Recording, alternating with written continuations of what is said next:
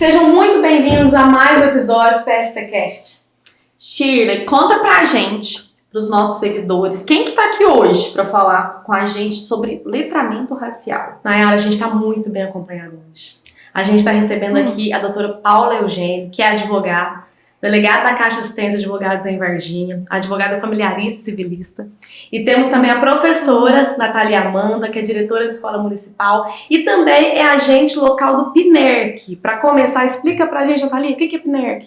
A PNERC é uma política nacional de equidade e educação para as relações étnico-sociais e quilombolas. Então, essa política, ela trabalha com colaboração de estados e municípios, e como eu já disse, é uma política nacional e ela visa o enfrentamento do racismo dentro do ambiente escolar e reduzir as desigualdades dentro das escolas. Então, que foi diagnosticado, né, muitas desigualdades, até mesmo de aprendizado, justamente pelo racismo estrutural, né, que o nosso país enfrenta.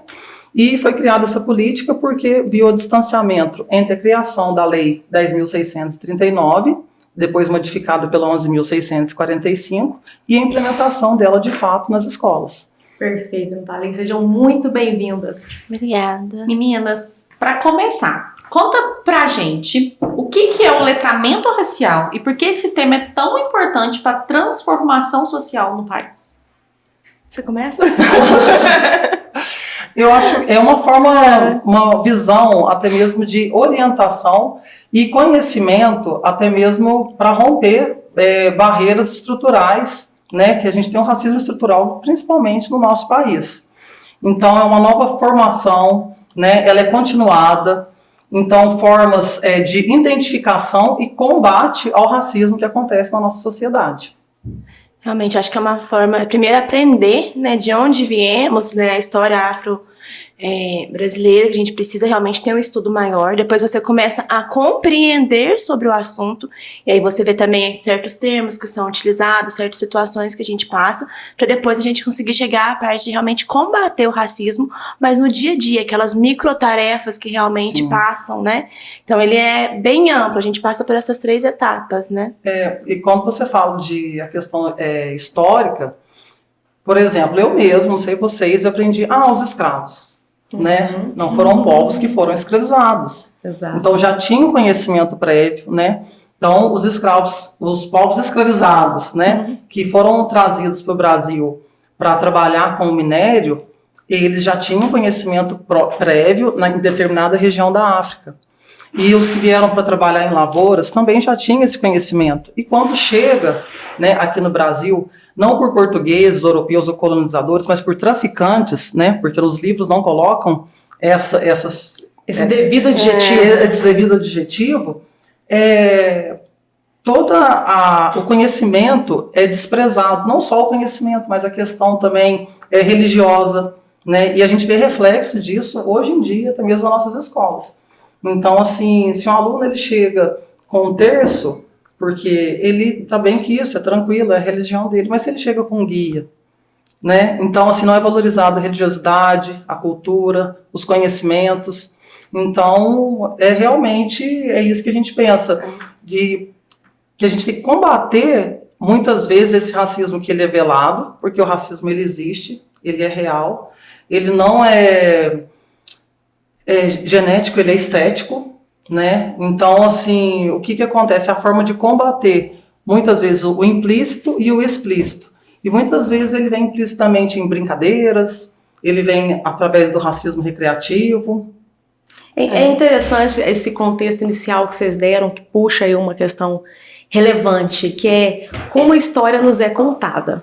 Então, quando eu falo de portugueses, quando eu falo de nacionalidades, mas eu não trago o devido adjetivo da traficância, né? Ou quando eu, de fato, não trago a relevância dos conhecimentos que esses povos que vieram, foram escravizados aqui, já tinham, cultural, inclusive, quanto isso influencia, né? Nesse racismo estrutural que a gente vive.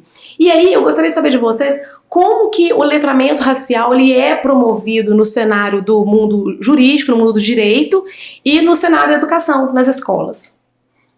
Eu acho que o primeiro ponto que a gente tem que entender exatamente sobre esse assunto é quando fala, apesar da lei ser só de 2003, que obrigou realmente as escolas a terem essa formação, antes nós tínhamos a seguinte visão, quem que eram os negros, quem que eram os escravizados? Buscaram lá na África, entraram dentro do navio e trouxeram para cá, né, como se fosse, né, as pessoas entraram de forma livre e espontânea, turismo, foram fazer turismo, entraram ali e vieram, e aí a gente tinha a imagem que era a seguinte, a imagem de todos os livros. Aí tinha um monte de pessoas negras que estavam assim no espaço pequenininho e todas estavam com cara de quê? Não era cara de cansado, na verdade. Eles estavam cara de tipo de tô nem aí, tô ali. Então, era realmente, dava a sensação para quem não entende a história que as pessoas estavam vindo realmente a passeio, né?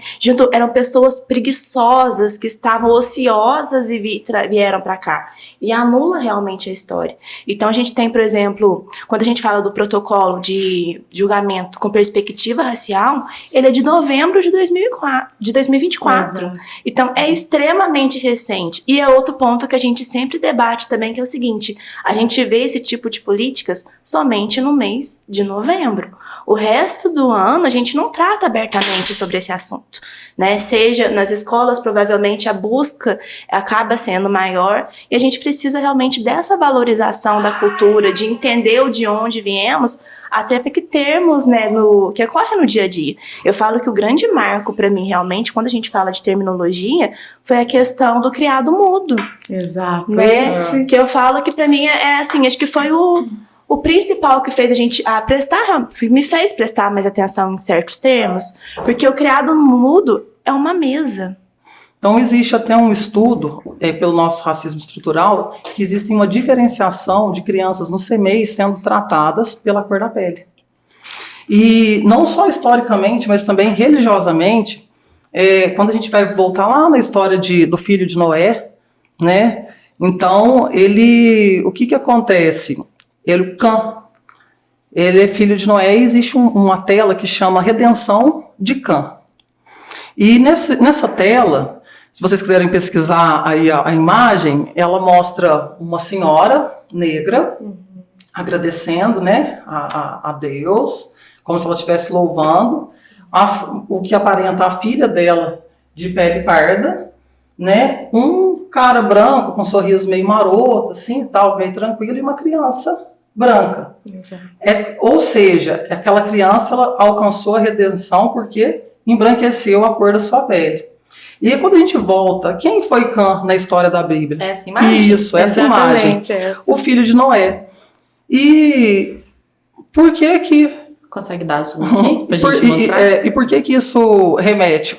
Noé, ele tinha uma vinha e ele cultivou, né, as uvas e tal, e um dia ele se embebedou e Cã viu o pai desnudo. E aquilo não era normal para a época, e ele chamou os irmãos que viram o pai também naquela situação. E Noé, quando se recompôs, alçou sobre ele uma praga, né, que os filhos deles, todos os descendentes, teriam a pele escurecidas. Então, assim, religiosamente, é como se fosse uma praga, como se fosse uma marca ter a pele escurecida. E o que a gente observa da escola trazendo todo esse contexto? Como os pais fazem para dar a redenção para os filhos? Eles não se declaram. A gente tem baixos índices de autodeclaração. Muitas vezes as pessoas de pele negra, elas não se declaram. E isso influencia diretamente em políticas públicas. Exatamente. Então, mas aquele pai, ele na verdade, por uma ignorância, né, ou por tudo que ele já sofreu, né, na vida, ele acha que uma forma de redenção é uma de proteção, porque a criança, enquanto ela está no seio familiar, ela está protegida. É um tema até relevante para o próximo bate-papo, colorismo, né? A gente falar um pouco sobre isso também. Colorismo, mas quando ela chega na escola, a criança ela já vai saber que ela é diferente pelo cabelo, que ela não é valorizada, que nos próprios livros ela não é bem representada, né? Então, assim, onde toda a cultura dos povos negros é desvalorizada, né? Afinal, nossa história é escrita por mãos europeias. Então, assim, é por isso que é importante, no campo da educação, dar esse novo significado, essa instrução desde os anos iniciais mesmo. Porque, assim, eu acho que educar os homens mesmo para não punir os adultos. Mas a educação e o direito, ela anda lado a lado. Exato. Porque na Constituição Federal de 1988, né, no artigo 6º, 205 ao 214, vai falar do direito à educação. E quais são os pilares do direito? Igualdade, né? Igualdade não é a forma de tratar todos iguais, mas de promover aí essas possibilidades. E algo que não vem acontecendo nas escolas, justamente uma questão de relações étnico-sociais. E por isso que a PNERC é tão importante, né, nessa temática, porque ela vem mesmo fazer com que a lei, de fato, né, porque é uma política que tem monitoramento, então e ela está diretamente ligada a repasse de verbas, então assim já é um aval a mais para que as escolas, para que os municípios façam adesão dessa política e façam que realmente, de fato, aconteça. Na prática, quais são os maiores desafios enfrentados para a promoção do letramento racial nas escolas? A resistência, né? A falta de formação dos profissionais, né? Falta de material didático voltado para a temática, né? Muitas vezes o silenciamento dessas crianças que muitas vezes sofrem o racismo, e muitas vezes quando as pessoas evitam falar do assunto. Não, mas eu não sou racista, né? Não existe racismo. Muitas vezes a gente, hoje em dia, escuta o racismo não existe. Então, esse próprio negacionismo, né, da temática é um impasse.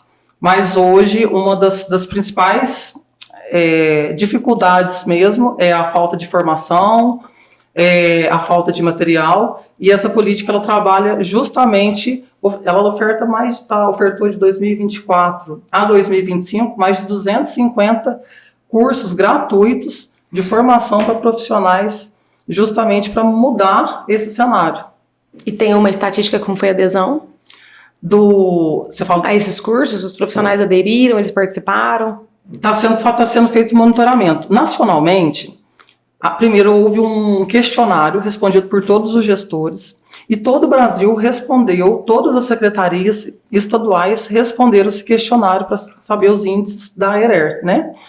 E secretarias municipais, quase 6 mil secretarias responderam esse questionário. Então, o que foi identificado? Falta de acesso às creches, né? A diferença entre acesso às creches de crianças negras e brancas, evasão escolar no ensino médio e proeficiência de aprendizado. Tanto em língua portuguesa, quanto também lá no 5º ano, com provas de avaliações externas.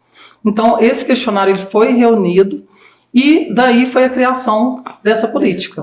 Daí que resolveu. Então, a gente está nesse processo, ainda não tem, porque muitos cursos, assim, em números estatísticos da adesão, porque a gente ainda não terminou o processo de conclusão de todos os cursos que foram ofertados. Mas existe no município um grande incentivo, né? Hoje eu estou como agente local, então das atribuições é fazer as visitas nas escolas para saber se isso de fato está ocorrendo, né? Como está sendo trabalhado, para saber as dificuldades, né? E também esse trabalho não só com os alunos, mas com todos os profissionais, com os pais, né? Como eu falei para vocês, a questão da autodeclaração é uma questão. Está sendo criado um protocolo antirracista, né, como que vai ser tratado, para não ser tratado generalizado, porque precisa ser nomeado. Claro. Né? Então, não, isso aconteceu, foi racismo. E aí eu volto a falar, no meio jurídico, quando se pratica o racismo, ele vai ser julgado, né? Já no ambiente escolar, quando é praticado um ato de racismo, é a questão da orientação, não só dos alunos, lá das crianças que estão em fase de formação, mas também dos pais. Porque a criança não nasce racista, mas por que ela pratica um ato racista dentro da escola? Né? Então ela... O que ela está vendo em casa, ela tá vendo, né? o que ela está assistindo, ali, o que ela está reproduzindo, o espelhamento, né? Na verdade, reproduz o comportamento. Quais que são os valores que ela está tendo. Então, assim, e por isso que é tão importante a questão dessa valorização mesmo de todas as culturas, porque muitas vezes a criança ela pratica o racismo porque ela tem referências boas só com pessoas de pele clara, né? Tipo assim, por exemplo, ela vê, na televisão, hoje a gente vê que já tem uma grande mudança. Mas quem que era o galã da época? TV, livros, né? TV, livros, desenhos. Posições de destaque. Posições de destaque. Meio Tem artístico. um livro que eu trouxe que chama Amora, do Emicida. E aí o pai conta uma história para a filha. Aí ele fala da Amora, que a Amora é docinha, porque quanto mais pretinha, melhor é. E ela fala, então eu sou boa. Eu sou muito boa, se ela vê o seu valor. Tem uma CEMEI aqui do município que está promovendo um projeto, né, em combinância aí com o PNERC, por causa de uma situação, um problema. Porque uma das premissas da educação é o aluno, né, como precursor do conhecimento. E de 0 a 3 anos foi observado na hora daquele cuidar, né, dos 5 campos da educação, sim, eu, o outro, o cuidar, a professora, ao amarrar o cabelo, fez uma trancinha, uma criança olhou para a outra e falou, mas tá feio, tá parecendo um dinossauro, porque seu cabelo é muito feio. E aí a professora teve a sensibilidade de fazer todo o projeto voltado para isso, de reconhecer essa valorização do belo, que todos são bonitos, todos os cabelos são bonitos, com suas diferenças. Com suas diferenças. E assim, é um projeto muito bacana, até eu não posso falar muito que ela vai concorrer agora a uma premiação e o projeto não pode ser divulgado, mas começou justamente disso, porque o cabelo da coleguinha não tá legal. Defetiva, né? Isso é interessante. Obrigada, meninas, até a próxima. Espero recebê-las aqui outras vezes, viu? Ai, que delícia. Tchau, obrigada, pessoal. Até a próxima, pessoal.